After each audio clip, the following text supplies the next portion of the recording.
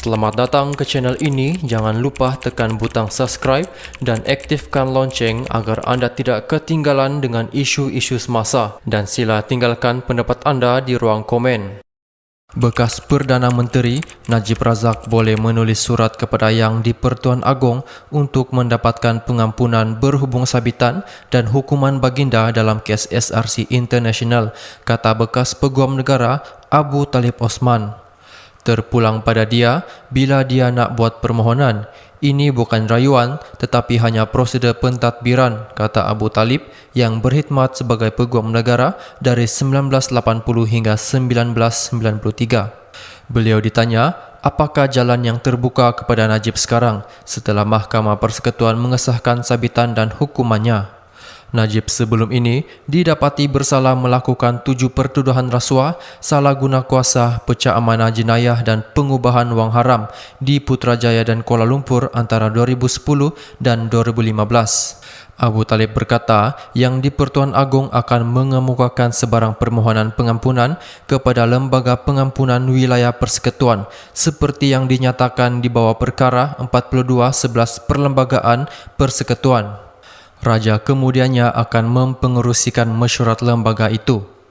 Ahli lembaga hendaklah membentuk AG, Menteri Wilayah Persekutuan dan tidak lebih daripada 3 orang lain yang dilantik oleh Raja. Abu Talib berkata, Jabatan Perdana Menteri juga akan menyediakan laporan untuk lembaga itu. Beliau berkata, perkara 429 menyatakan bahawa sebelum memberikan nasihat mereka, lembaga hendaklah mempertimbangkan apa-apa pendapat bertulis yang mungkin disampaikan oleh Peguam Negara. Abu Talib adalah seorang pendakwa raya ketika bekas Perdana Menteri Besar Selangor Allahyarham Harun Idris disabitkan kesalahan rasuah pada akhir 1970-an. Beliau adalah Peguam Negara ketika bekas Menteri Belia dan Sukan Allahyarham Mokhtar Hashim dijatuhkan hukuman mati atas tuduhan membunuh Speaker Dewan Undangan Negeri Sembilan ketika itu, Taha Talib, pada 1982. Kedua-duanya diberi pengampunan hanya selepas menjalani hukuman penjara untuk beberapa lama, katanya. Sementara itu, Peguam Syed Iskandar Syed Jaafar Al-Madzar berkata walaupun kuasa pengampunan terletak pada Yang di-Pertuan Agong, Raja berperlembagaan mesti bertindak atas nasihat. Beliau berkata, keputusan mana-mana lembaga pengampunan pada masa ini tidak disemak oleh mahkamah.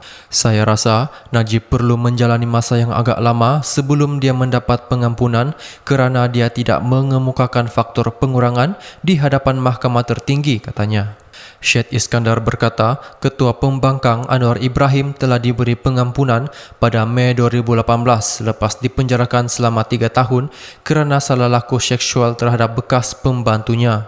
Semalam, panel 5 hakim yang dipengerusikan Ketua Hakim Negara Tengku Maimun Tuan Mat mengesahkan sabitan dan hukuman Najib oleh Mahkamah Rayuan pada 8 Disember tahun lepas yang seterusnya mengekalkan keputusan Mahkamah Tinggi.